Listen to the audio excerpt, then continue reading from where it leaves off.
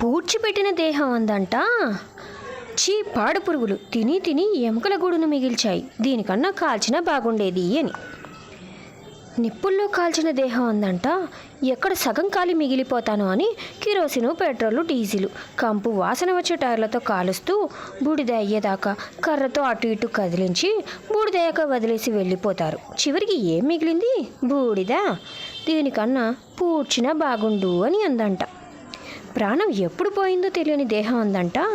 కదలలేని స్థితిలో నిర్జీవంగా పడి ఉంటే ఈ చీమలు, ఎలుకలు, పందికొక్కులు దొరికిందే బుక్కని పీక్కు తింటున్నాయి. దీనికన్నా పూడ్చిన కాల్చిన ఈ రెండింటిలో ఏది చేసినా బాగుండు అని.